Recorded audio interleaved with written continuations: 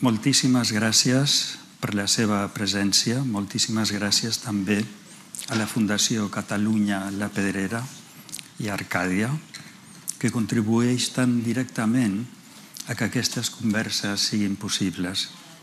I desitgem que passin una bona estona. Señor Gardiner, muy buenas tardes. Créame, es un auténtico honor tenerlo aquí entre nosotros, un verdadero privilegio. Y no solo para los que estamos en esta sala, sino también para la ciudad. Cada vez que usted ha dirigido en Barcelona, y de esto doy fe, ha sido acogido con admiración y yo diría que con un merecido fervor. Es la respuesta a una manera suya de hacer impecable, a un modo profundo de pensar la música. Uno tiene la sensación de que cuando usted dirige está teniendo lugar justo en ese mismo instante un acontecimiento de la cultura, cosa que raras veces puede decirse. Usted sabe que la mano del orfebre es cada vez más escasa en un mundo, también en el artístico, donde la especulación va ganando terreno y prima el oportunismo y la cantidad. Aunque su extraordinario libro sobre Johann Sebastian Bach, La música en el Castillo del Cielo, va a ser, por decirlo de algún modo, el eje de este encuentro, me gustaría no desaprovechar la oportunidad y preguntarle muchas otras cosas, y así procuraré que sea. Sin embargo, desearía empezar preguntándole, sobre todo para las personas que todavía no han leído su hermoso libro, que es todo un hito, ¿por qué considera que el núcleo de la música de Bach se encuentra en sus cantatas? Quizá por aquello que afirmaba Lutero de que cantar es rezar dos veces.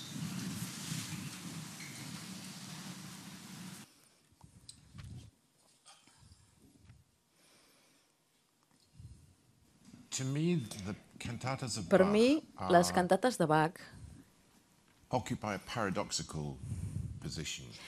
tenen una posició paradòxica, perquè per una banda hi ha el que els alemanys anomenen Gebrauchsmusik, és a dir, la música d'ocasió. I estan compostes per ser escoltades a l'església. S'han de tocar just abans del sermó i són efímeres per la seva pròpia naturalesa perquè estan composades per un diumenge concret de l'any litúrgic. I després, doncs, ve la següent.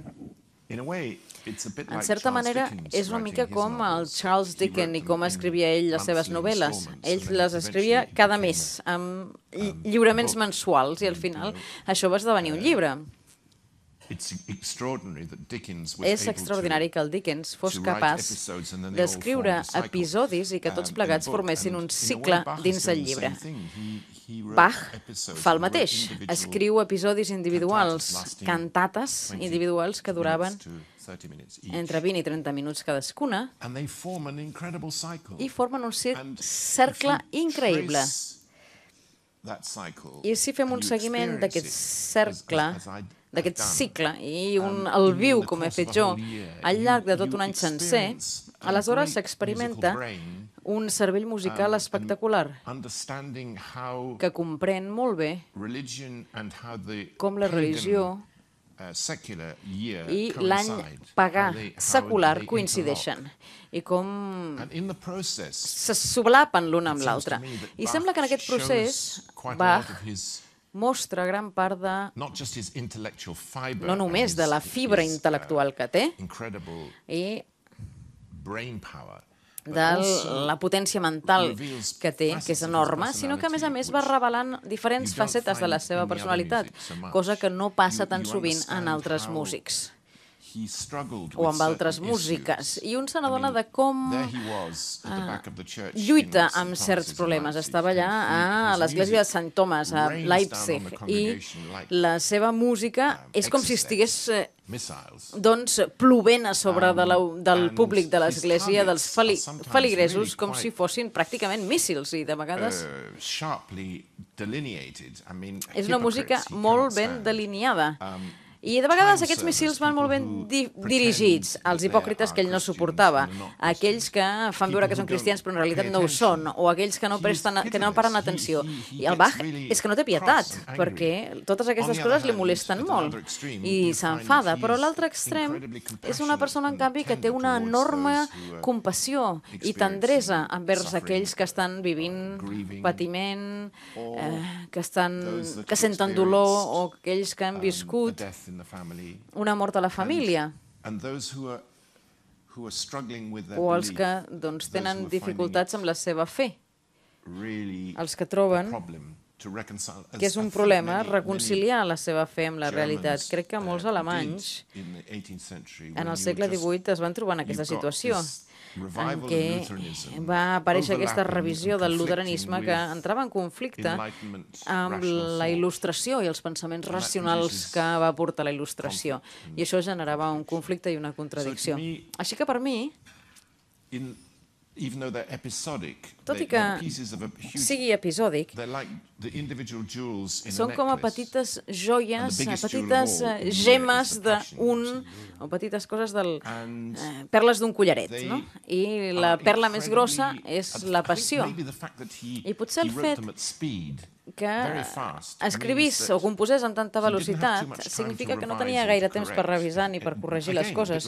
Una mica com el Charles Dickens, que ho havia de publicar en paper. I després ell havia de dirigir el seu grup de joves músics perquè fessin una actuació musical impressionant. I segur que això no era fàcil, perquè les condicions de treball a l'església de Sant Thomas i l'escola de músics no portaven un bon rendiment musical, diguéssim, dels músics. De vegades hi havia conflictes amb el director de l'escola que deien que els nois no haurien de cantar música, sinó que haurien d'estar estudiant llatí, geografia i el que fos. Hi havia gent que estava de baixa per malaltia, també hi havia conflictes amb l'Ajuntament de Leipzig, que no aprovava del tot això d'aquesta música tan complexa, i malgrat això Bach triomfa, i això és admirable. Això és el que a mi m'ha fet sempre estimar-lo tant. Muchas gracias. Pero ¿no cree usted que por la concepción de Bach, por su mente tan poliédrica, con estructuras que, como diría Spinoza, se pueden orientar hacia cualquier dirección, siempre en orden geométrico, hacia la verdad? Este núcleo que usted halla en las cantatas, y como muy bien ha expresado ahora, de pronto no puede localizarse también, percibirse, por ejemplo, en algunos preludios y fugas organísticos, en muchos momentos del clave bien temperado, en ciertas sonatas y partitas para violín solo, que encierran el tesoro de la Chacona, por mencionar algunos ejemplos. A veces pienso en el universo de la fantasía cromática o en el de la ofrenda musical, que es otra cosa, por supuesto. Pero ¿qué observa usted en ese interior de fuerzas centrífugas, de rizomas, como los llamó Deleuze hace ya unas décadas?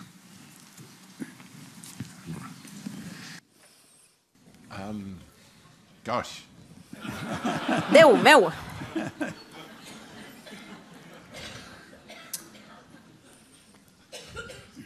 I'm sure you're right. Segur que té raó. My problem is that el meu problema és que jo no sóc un gran organista, no sóc una persona que toqui el teclat amb gran eficiència, així que jo no tinc la connexió física amb un teclat ben afinat o amb les fugues i aquestes grans obres d'òrgan, com amb les cantates, en canvi, sí que tinc. Quin és aquest soroll? És algú amb un telèfon mòbil, per casualitat, o és alguna altra cosa? Per mi, el moment en què es combina la música amb el text, amb les paraules, estableix un contrapunt, una relació de contrapunt entre la música i les paraules, i la lletra. Pot ser una relació molt fructífera. Si és música purament abstracta, com les obres que vostè ha esmentat, aquest factor humà no apareix.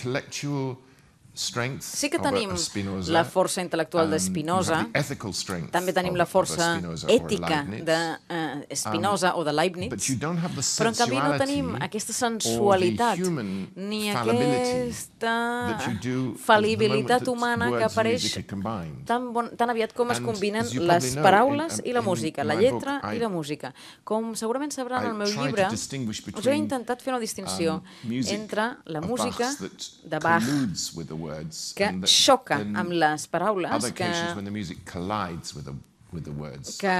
col·lisiona amb les paraules, i altres moments en què la música casa amb les paraules. I en aquesta intersecció entre els xocs i els casaments, diguéssim, i la bona relació, apareix el que jo percebo com l'home que hi ha al darrere de la seva música. En canvi, quan jo estudio els preludis i les fugues, em sento com una mica més allunyat. Ho admiro enormement, però no sento el contacte humà tant.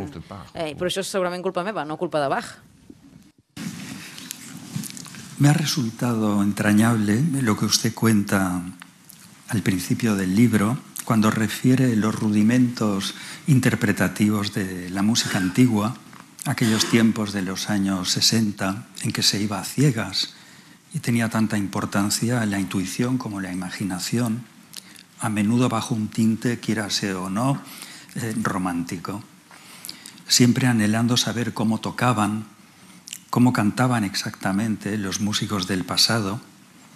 Era un fruto de la investigación, pero también de la melancolía, de la añoranza de los siglos que nos precedieron.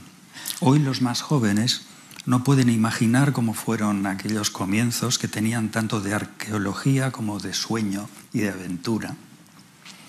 Y entonces se crearon dos bandos igualmente radicales e irreconciliables: los historicistas a ultranza y los partidarios de una línea que no podía pensar en otro Bach que no llevara la impronta del siglo XIX. Sinceramente, se lo digo muy de verdad, siempre he pensado que usted, con su trabajo, vino a poner cordura a todo esto, es decir, sentido musical.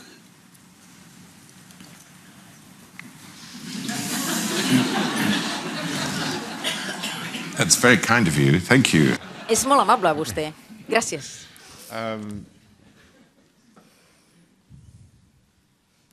I suppose I'm slightly allergic. Suposo que jo soc una mica al·lèrgic a la agiologia que envolta els compositors. Sempre hi ha hagut aquesta tendència, sobretot a final del segle XVIII, també el segle XIX i el segle XX, de col·locar els grans compositors en un pedestal i venerar-los. Ha passat amb el Mozart, amb Beethoven, amb Wagner, òbviament, qui sap per què, però amb el Wagner també, i amb Bach també, i amb Handel. I tots han sorgit com si fossin, no sé, una escultura de marbre o un bust, de vegades amb ales i tot. I no tenen cap mena de contacte, no hi ha sang, ni múscul,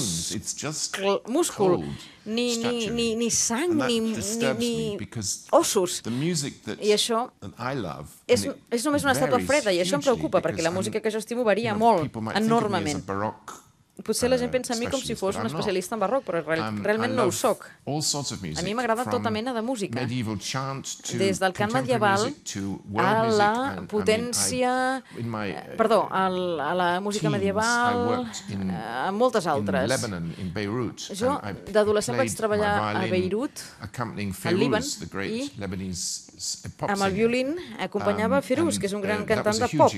Va ser una experiència impressionant per mi. Així que jo no només em centro en un únic compositor. ni molt menys. Però la música que m'importa emana d'un cor humà, d'una ànima humana, i la feina de l'intèrpret és transmetre als que escolten, al públic, aquesta força emocional increïble que conté la música. Un compositor com el Mozart sembla tan perfecte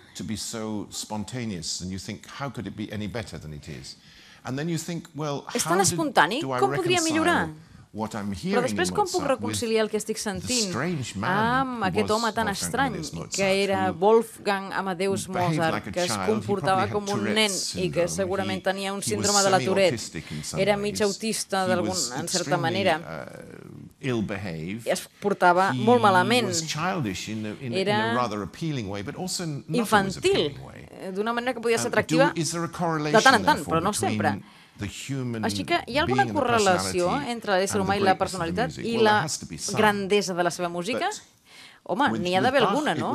Amb Bach, això però era un problema, perquè el Bach és com tan allunyat de la nostra experiència, de l'experiència que tenim d'ell sobre ésser humà, perquè hi ha poques dades fefaents, poques cartes, poques bases sòlides que ens expliquin com era el seu caràcter. Així que un,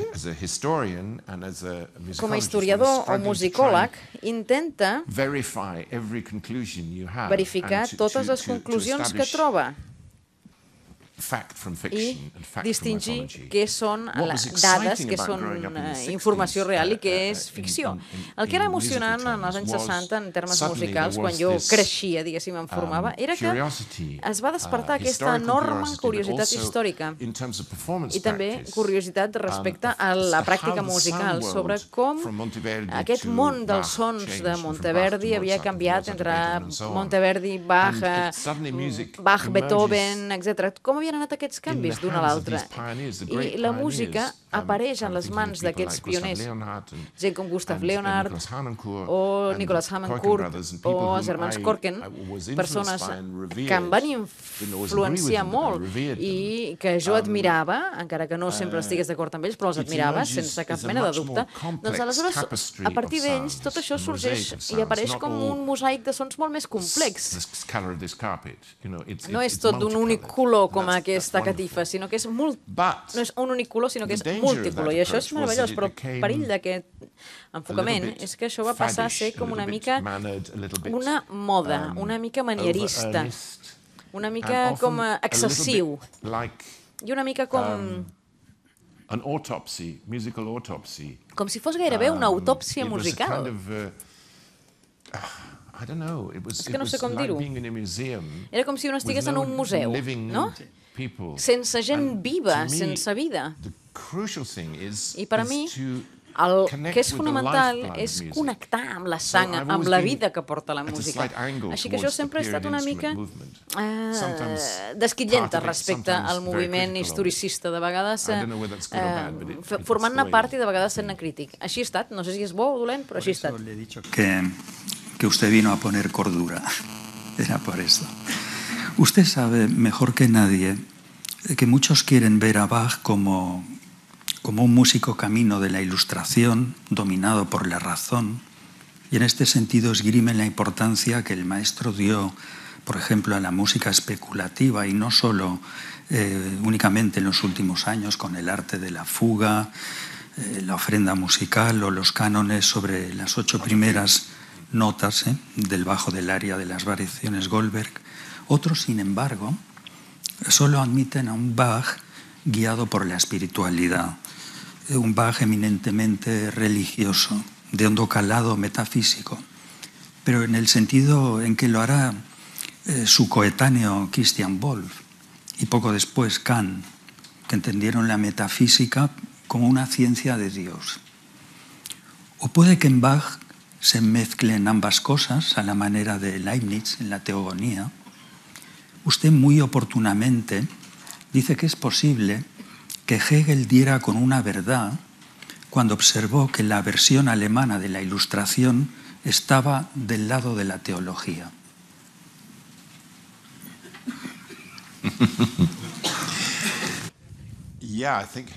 Sí, crec que el Hegel tenia raó amb això. I també penso que això fa que Bach sigui una figura de transició tan rellevant entre el luteranisme i el pensament racional. Tot i que no crec que fos un intel·lectual, certament no era un acadèmic format a la universitat i crec que com a conseqüència d'això va patir una mica perquè se n'enreien. O com a mínim alguns dels intel·lectuals de Leipzig el miraven malament en els anys 30-40 com Gottsched, que va ser la gran figura literària de l'època, perquè ell parlava, per començar, amb un gran accent de Turíngia, perquè era un músic d'església. No se'l veia com si estigués al seu nivell. Això és el que consideraven els de la seva època. I fins i tot els seus fills. Imagini'ns com ha de ser de difícil ser un fill de Bach. William Friedman va tenir una crisi nerviosa, seria fàcil d'entendre, no?, si un fos el seu fill, perquè és que, vaja, fixava un llistó tan alt al Bach, buscava la disciplina sense descans, etc. Però Carl Philipp Emanuel, el segon fill, i crec que Johann Christian també, que va ser el Bach anglès, se li diu així perquè va venir a viure a Anglaterra, em sembla que es miren el pare amb uns ulls una mica condescendents, com dient, és antiquat, ell no té la cultura o no té... Empfindsam, això és la paraula alemanya que ho descriu. Ell no té la sensibilitat que tenim nosaltres, la nova generació. Ha de ser terrible i molt dolorós per Johann Sebastian Bach sentir aquestes coses i veure com se'n mofaven. Hi ha un volum que s'acaba de publicar, publicat per Bernreiter, a New Bach Edition. És sobre fugues i preludis, només els inicis, els incipits. Johann Sebastian Bach i el fill gran, Johann Friedemann, no sé, sembla com si tots dos estiguessin allà en una taverna bevent-se un bon vas de Rioja, o seria cervesa allà, no?, a Dresden. Com si fossin dos col·legues, pare i fill, dos professionals.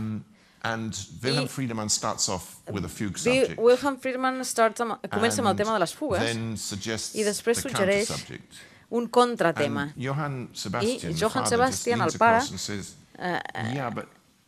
s'inclina i diu, i això, i si ho féssim així?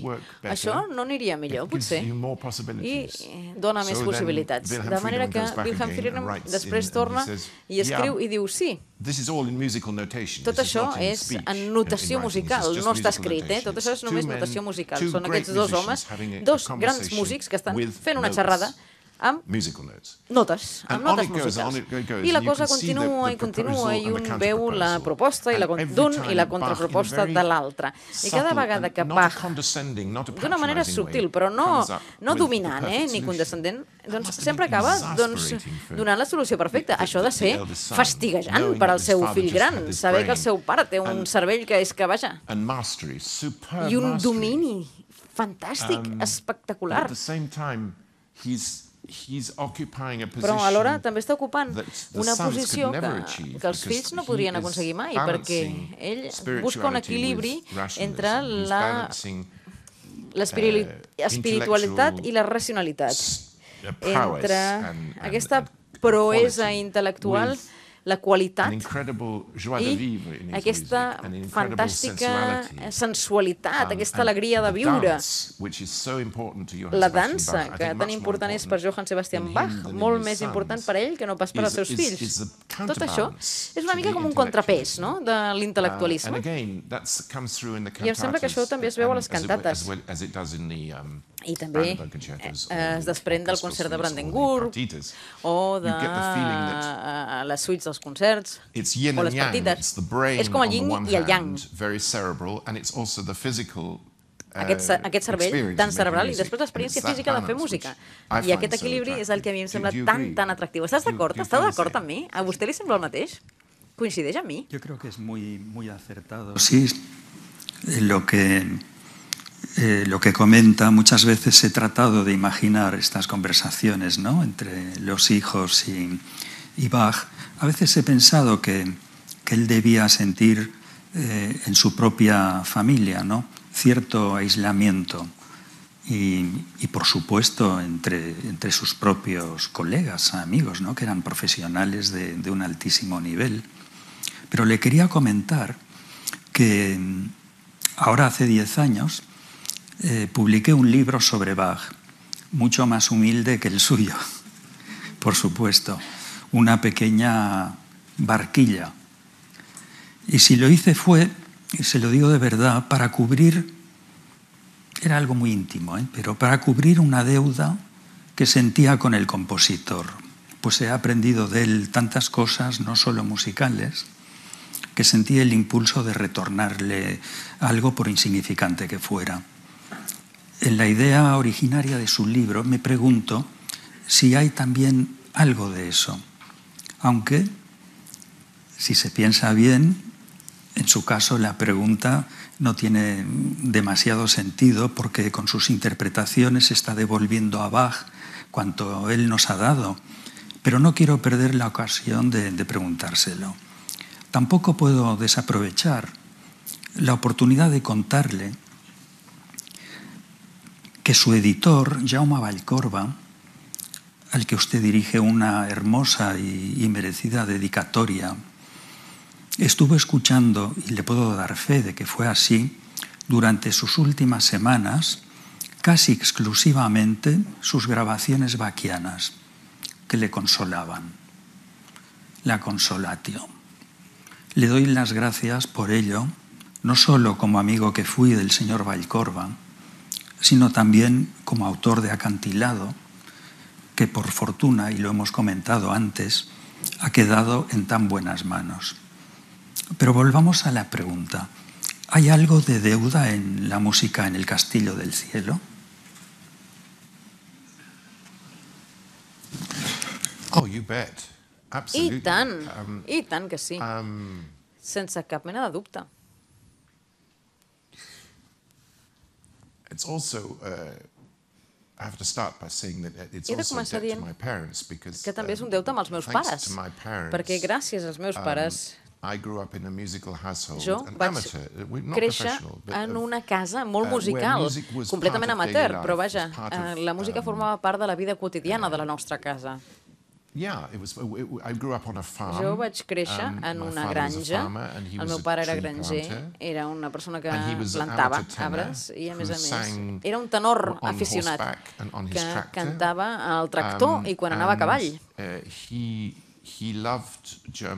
Li encantava la música alemanya.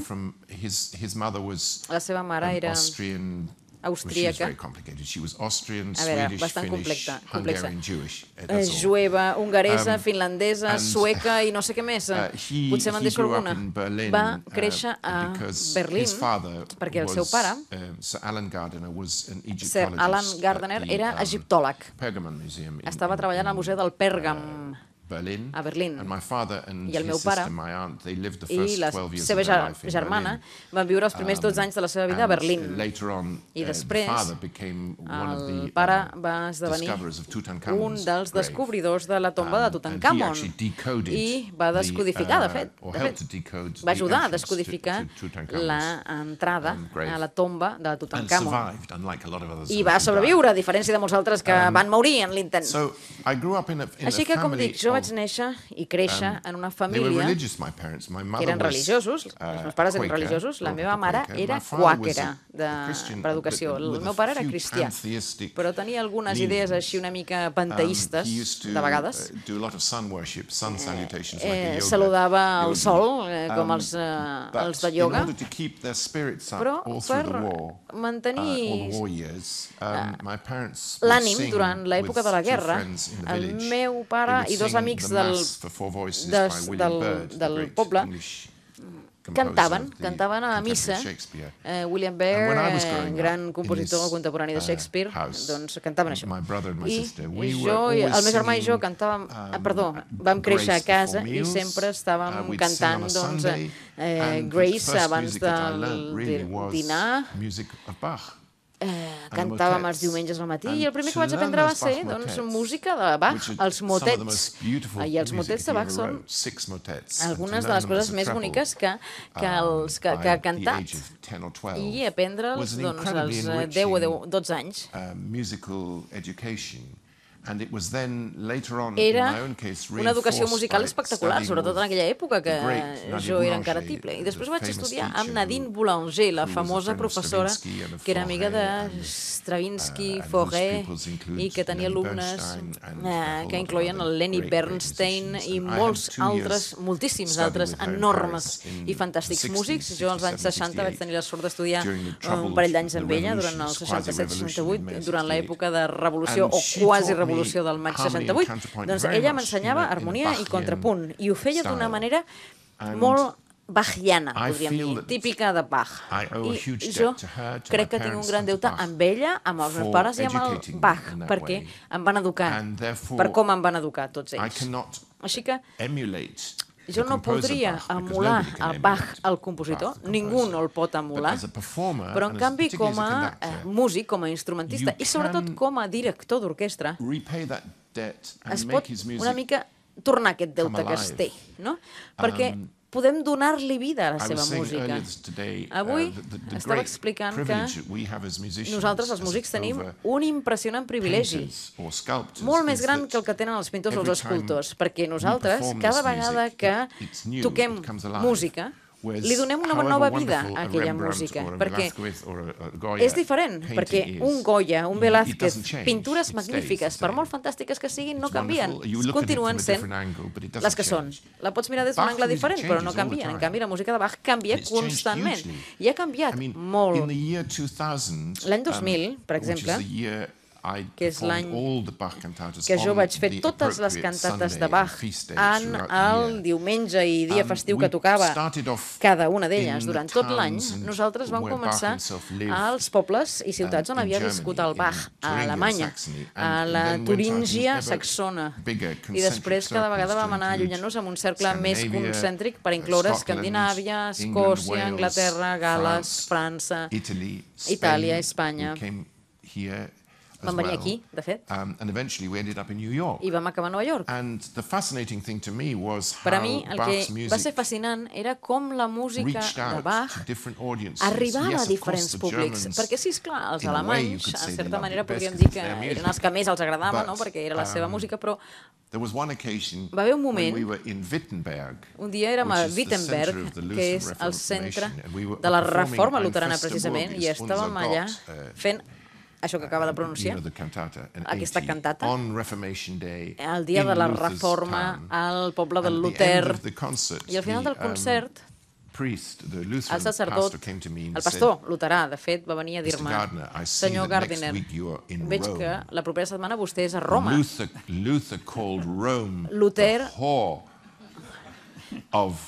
va dir que Roma era com la puta de la civilització, i vostè es porta la música de Bach a Roma, Déu meu! I vam arribar a Roma i estàvem fent el concert en aquella magnífica església, la Santa Maria sopra Minerva, no sé si la coneixen, és una església medieval, gòtica, a veure, construïda a sobre dels fonaments del temple de Minerva, i allà hi ha una estàtua d'Hèrcules i després a sobre té com un bisbe, a sobre. Tot està com a superposat, no? I el públic no eren luterans, clar, eren catòlics, i eren tan entusiastes amb la música de Bach. Jo vaig pensar, això segur que al Bach li hagués encantat. Potser al Luther també li hagués agradat. En un libro como Búsqueda sin término, Karl Popper escribió que la polifonía es la organización más inaudita, original y verdaderamente milagrosa de nuestra civilización occidental. Le parecía un absoluto milagro. Debo de confesarle que a mí también. Resulta admirable que lo diga un filósofo. Y mi pregunta la formularé ahora a la inversa de cómo acostumbra a plantearse o a pensarse, es decir, teniendo en cuenta la capacidad de influencia de la música sobre el pensamiento, y no al revés. Por eso desearía saber si usted cree que la música ha influido sobre la filosofía, sobre el pensamiento de Occidente, si lo ha determinado de algún modo, si nos ha conformado, aunque quizá no lo percibamos. Hay cierta estructura musical que se puede encontrar en muchos filósofos, pero por poner unos ejemplos, Wittgenstein, Bloch, Deleuze, Cacciari, mucho antes Husserl, Jankelevich, Nietzsche, por supuesto. Esta era mi pregunta. Això és intraduïble. És una pregunta fascinant i no tinc una resposta ràpida per donar-li. Crec que la meva reacció inicial a la seva pregunta és si la música hagués tingut més impacte a la filosofia, si la gent pogués aprendre més de les regles de la música, perquè la música, sobretot la de Bach, és un paradigma increïble que ens parla de com podem viure una bona vida. Així que ha de ser com una mena de conversa. Crec que és un bon model d'interrelació social. Perquè si un està tocant fins i tot una coral de Bach amb 4 veus, sempre hi ha un té i agafa, un toma i daca, no? Jo ara, doncs, cantaré més fort i els altres hauran de cantar més baix per acompanyar-me. O el baix diu, jo sóc la base d'aquesta música, per tant, tota la resta haurien de callar. No, és una conversa en què aquestes 4 veus iguales s'interrelacionen, s'entreteixeixen.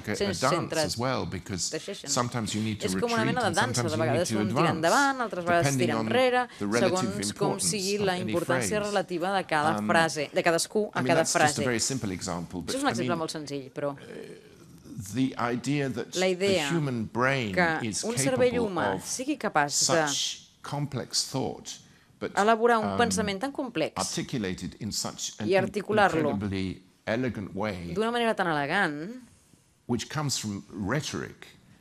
que ve de la retòrica, ve de la retòrica antiga, de l'antiga Grècia i Roma, Ciceró, Quintili, que ens permeten fer una proposta o una proposició filosòfica i després la contraproposta, no?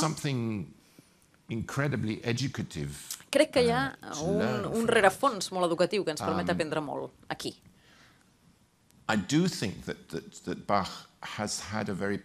Penso, però, que Bach ha tingut una influència molt positiva en com, no només els músics, sinó com els filòsofs i els pensadors han elaborat, han desenvolupat els seus pensaments. Segur que sabrà vostè que hi ha un intercanvi epistolar entre Zelter i Goethe a finals del segle XVIII, i Zelter, que dirigeix algunes de les cantates, passions i motets de Bach, li diu a Goethe: has d'anar a sentir aquesta música. I Goethe va, l'escolta i se sent com del tot sobrepassat per aquesta música. I en el segle XIX no se m'acut cap compositor de mèrit que no hagi estat enormement influït d'una manera o altra per Bach.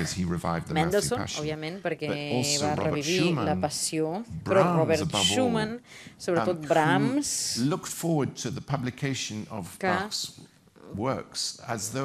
pensava que les publicacions de Bach, cada vegada que es publicava alguna cosa era com si li arribava un regal per la bústia. Ho trobava això commovedor, les explicacions que deia de com ho esperava amb tanta ansietat. I Robert Schumann, cada cop que tenia problemes mentals, que era força sovint, trobava la manera de sortir cap a la cordura tocant els preludis i les fugues de Bach. I Pau Casals, el famós violoncel·lista, també tocava un preludi i una fuga cada dia. Era com si es raspallés les dents per ell. Era com la fase d'higiene. Era com una mena d'higiene. I per mi, Bach també és com una mena d'higiene musical. Després les coses van torçar molt en el segle XIX.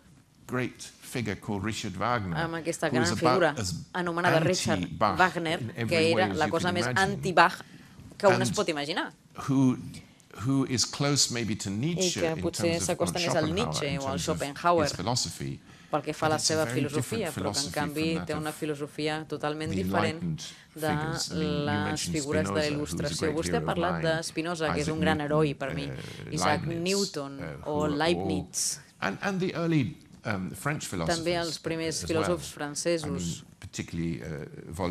sobretot Voltaire i Montesquieu.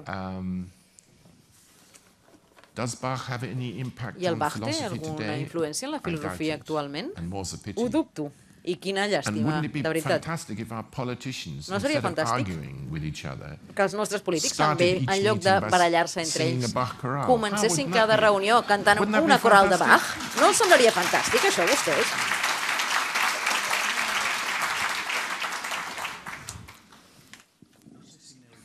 Esto no funciona. No sé. ¿Me oye bien? I can hear you. ¿Sí?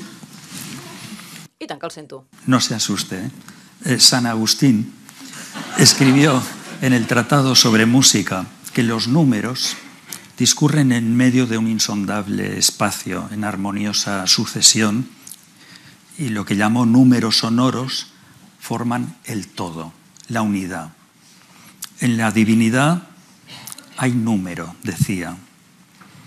¿Qué peso tuvo esta concepción en Bach? El número. Después, lo que se ha dado en llamar la numerología secreta.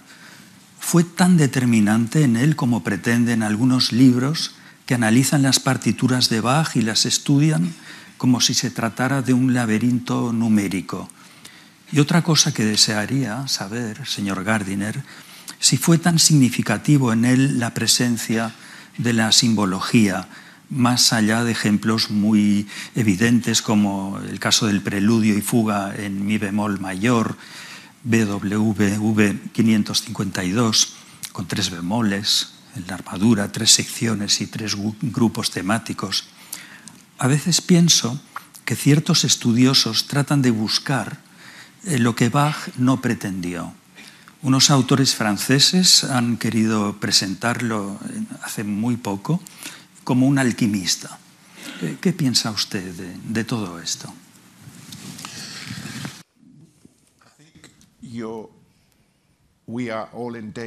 Crec que tots correm el perill de tornar a l'antiga mitologia, de tornar a col·locar Bach a sobre del pedestal i dir, és el pensador suprem, és l'alquimista, és el matemàtic últim. Sí, podria ser. Jo personalment penso, però,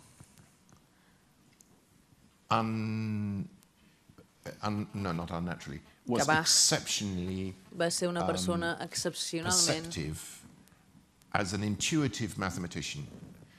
un matemàtic intuitiu. A veure, ell no havia de comptar els compassos per crear, doncs, B, A, C, H, les seves inicials, que són 14 o 41. Si poses Johann Sebastian Bach, no havia de fer-ho. Era una cosa intuitiva i crec que tenia un sentit molt desenvolupat de la proporció quan feia els seus compassos. No significa que seguís exactament la mitjana d'or en totes les seves composicions. Alguns numeròlegs intenten dir que tot es pot reduir a les proporcions numerològiques, però jo penso, sincerament, que això és una exageració. I ni tan sols és interessant, de fet, perquè el que és interessant és com responem nosaltres a la música. Si hi ha alguna cosa intrínsecament proporcionada en la seva música, alguna cosa que nosaltres podem detectar, no d'una manera informàtica, diguéssim, com si ho calculés l'ordinador, sinó perquè la presència del ritme i la satisfacció amb les proporcions del ritme és una cosa de la qual ja hem d'estar molt agraïts i ho hem d'aplaudir i no convertir-lo en una mena de semidéu que s'hagi de venerar en aquest univers separat. És admirable, esclar que sí. És influït per als primers pares de la cristiandat, inclòs Sant Agustí, però és un home com vostè i com jo. És un home que és de carn i ossos, pare de 23 fills, que gaudia de les coses bones de la vida, que va trobar un equilibri entre allò que és cerebral i el que és físic, el que és matemàtic i el que és purament instintiu. I això, per mi, el converteix en una figura molt més interessant que si fos purament un perfeccionista. Sí, la perfecció es pot admirar, però acaba sent una cosa freda, això de la perfecció, no?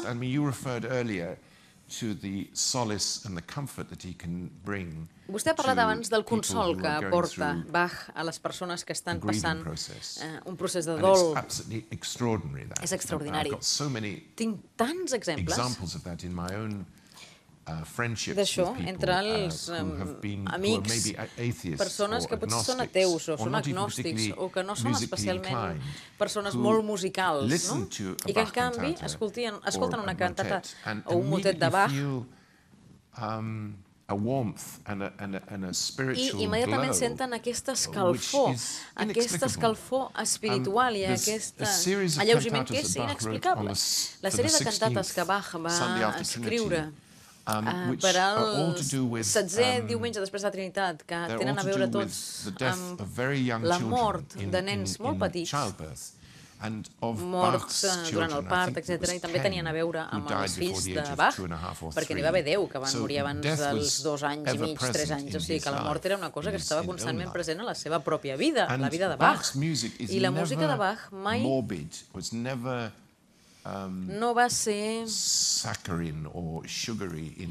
ensucrada, ni morbosa, ni malsana, sinó que sempre té una gran positivitat. És com engrescadora, és com regeneradora, no?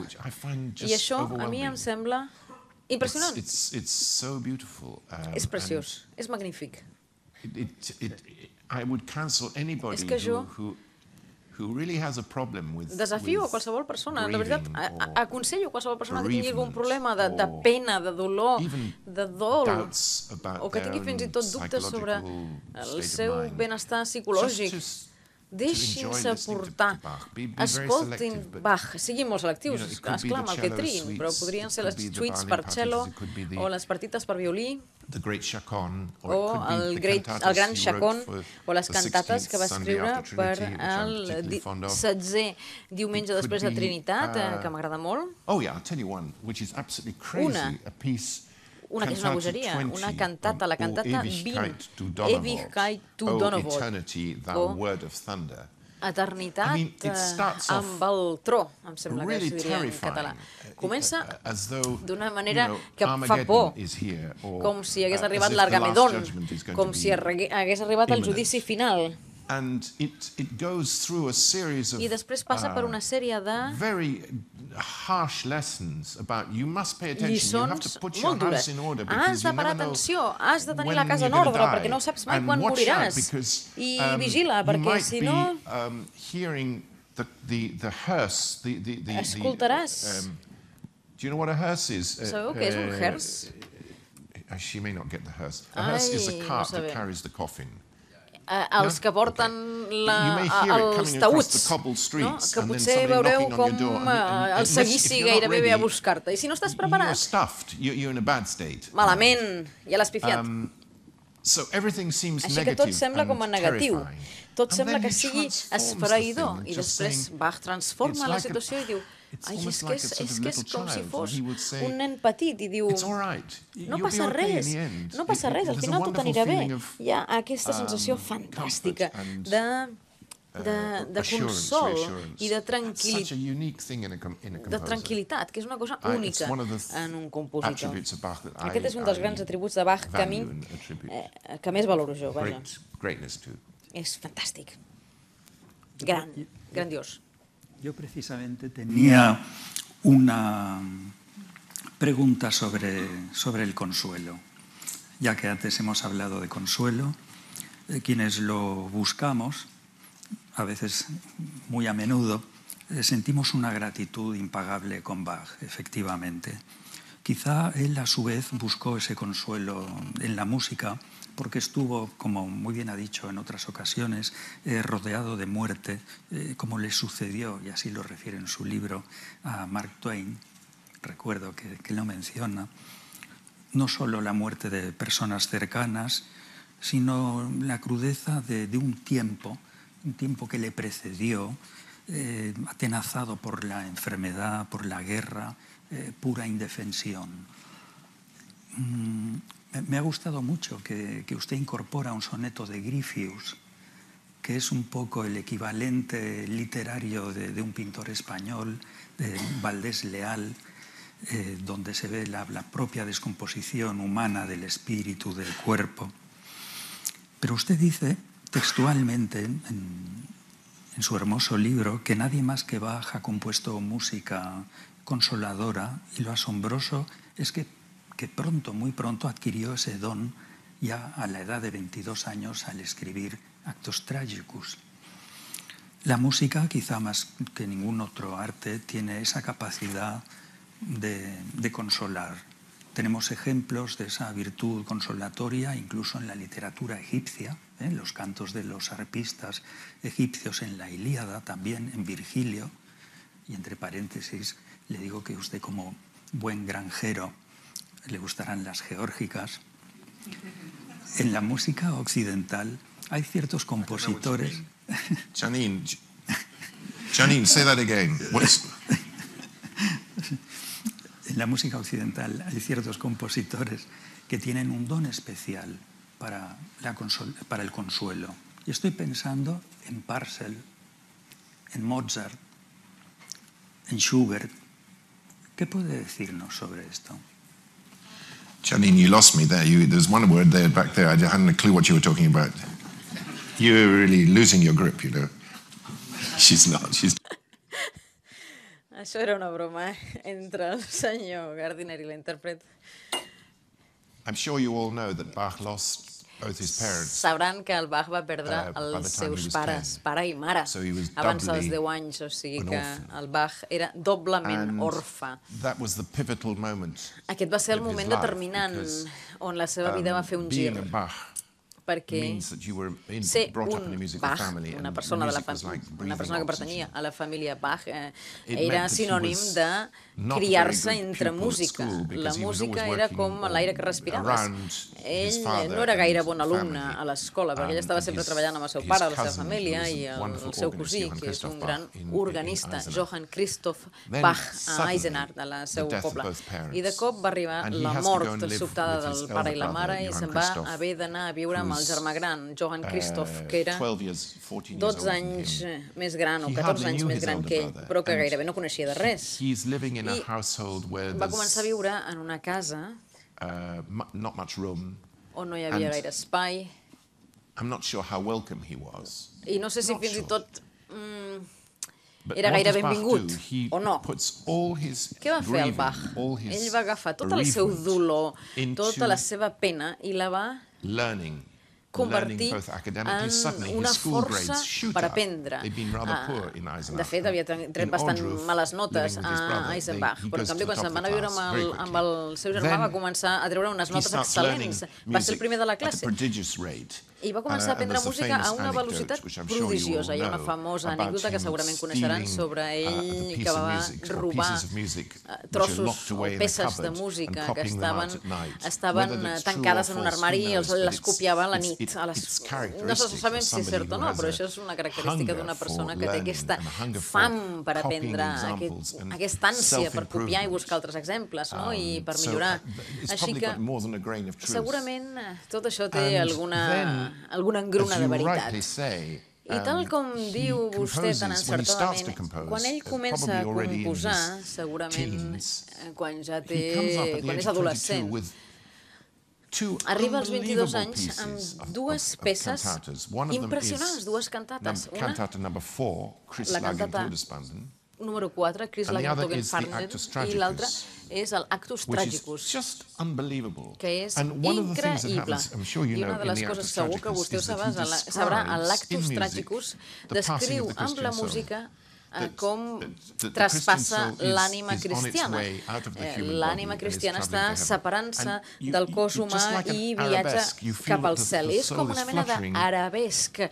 Un sent com l'ànima va flotant per l'aire i desapareix. I hi ha un silenci al final, que és que t'has d'agafar la cadira, perquè és com tan frapant, aquest silenci, i per mi això no només pot haver sortit, ha d'haver sortit d'una gran ment musical i també ha de venir d'una ànima que ha experimentat la mort tan de prop i que ha arribat una mica a veure la mort ja cara a cara. Ha arribat a una certa convivència amb la mort, no?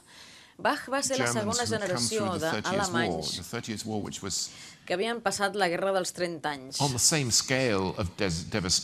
que va ser d'una devastació tan gran com la Primera Guerra Mundial a Europa, o com la terrible...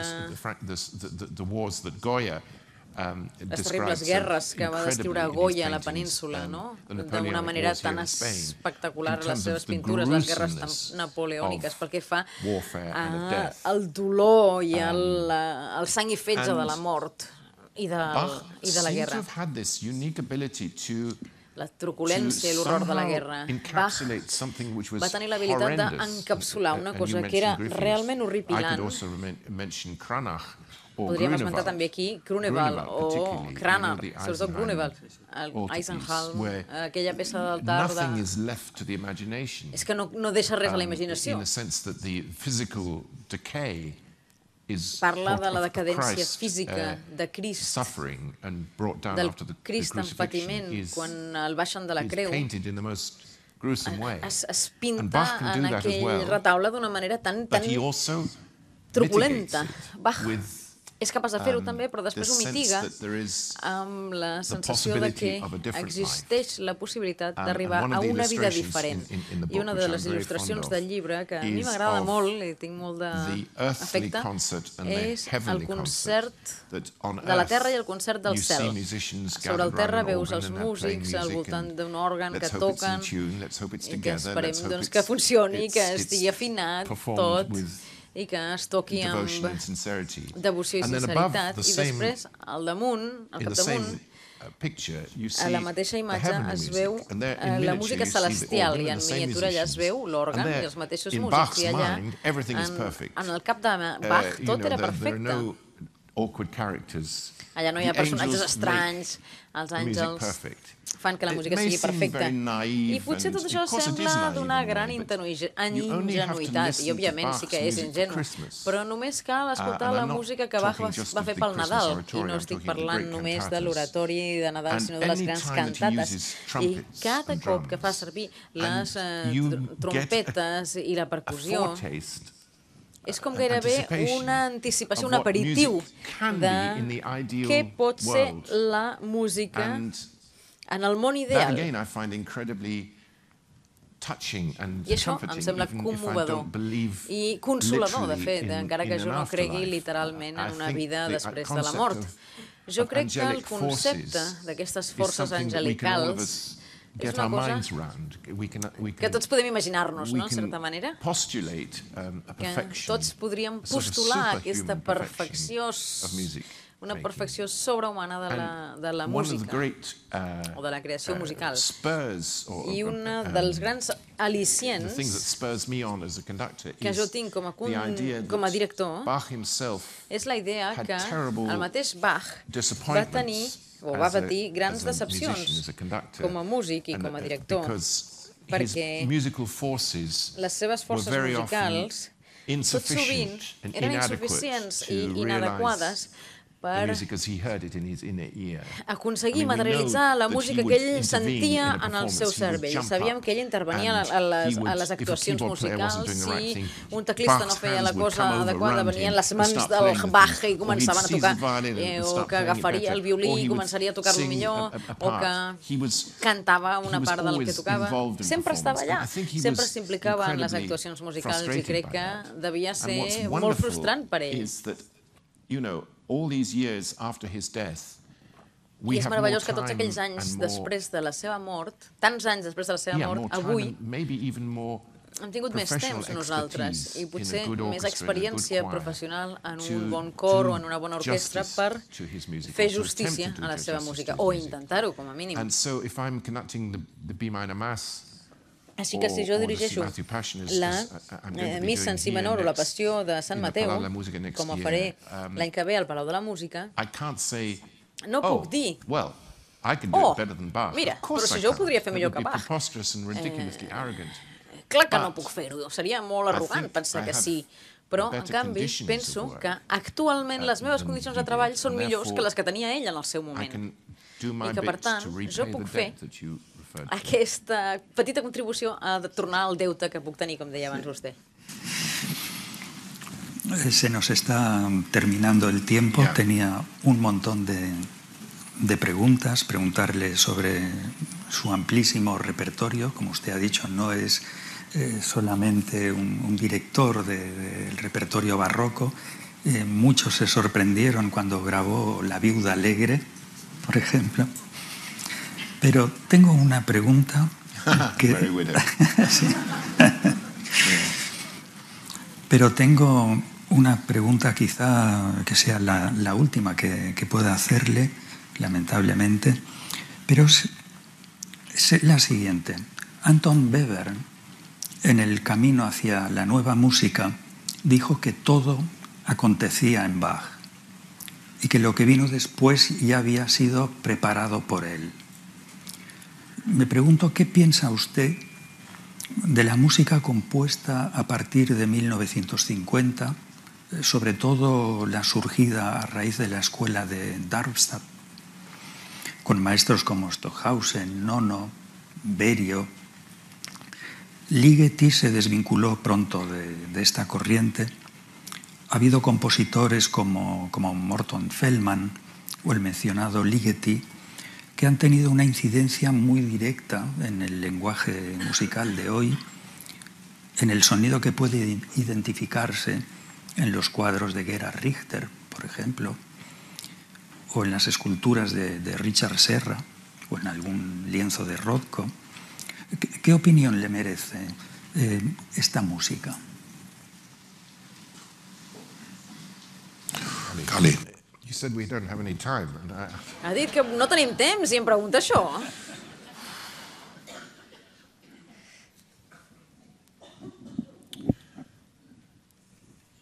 Well, in no particular order. A veure, sense que sigui en cap ordre concret. La Viuda Alegre de Lehár és l'obra més meravellosa i alegre. Fer-la amb la Filharmònica de Viena fa uns 15 anys va ser un plaer inexplicable. I a més, amb els diners que em van pagar per això, vaig poder crear el tancat per les vaques que tinc a Dorset. I es diu La Vídua Alegre, aquell tancat de les vaques. O sigui, que imaginin-se vostès si em va anar bé allò. La meva actitud respecte a la música contemporània després del 1950 és inevitablement, està influïda inevitablement per al fet de ser alumne o exalumne de Marie Boulanger, que és una persona que tenia uns gustos oberts, espectacularment oberts, i molt catòlics. I ella va influir en compositors com Elliot Carter, Hopner, Roger Sessions, molts altres compositors britànics, i tenia una manera molt discriminatòria d'avaluar la validesa el valor subjacent d'una peça, d'una composició. Per tant, la meva tendència és mirar-me la música contemporània des de les advertències que havia fet la Nadine. I tinc en marxa una mica el sistema d'alarmes que ella ens va inculcar. I algunes d'aquestes músiques les trobo tan cerebrals, tan estranyes, que no soc capaç de relacionar-me amb elles. I Ligeti, sort que l'ha esmentat, perquè Ligeti és una figura interessantíssima, i un altre compositor hongarès que em sembla fascinant és Kurtág. Kurtág és una persona que espanta de llest que és, com a músic i com a compositor. I em va fer la... va tocar davant meu una composició seva, cançons de mort i desesperació amb poemes d'un escriptor. És per a capella, amb 23 veus, amb microtorns i no sé què.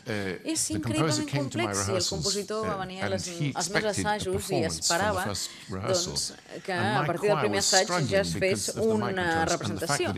I amb els microtorns, i el fet que estava escrit en ciríl·lic, el meu cor, pobre, estava que es desesperava.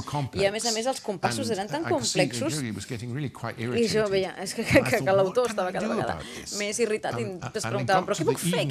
I al final vam arribar al vespre, abans de l'actuació, abans de l'estrena, érem a Amsterdam, estàvem fent-ho amb el concert que vau, i per sort allà vaig trobar-me amb el Pierre Boulez als passadissos i li vaig demanar, sisplau, pots dirigir tu demà perquè estàs lliure, però és que jo no puc. I em va dir, no, ho sento, ho tinc fatal, no puc.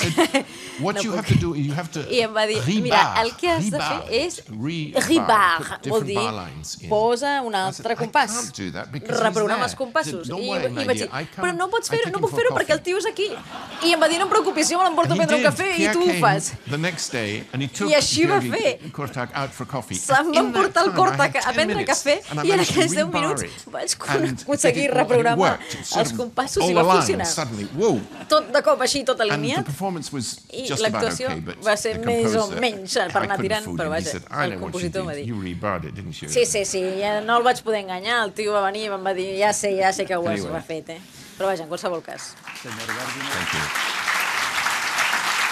Muchísimas gracias. Muchas gracias. Fantástico. Thank you very much.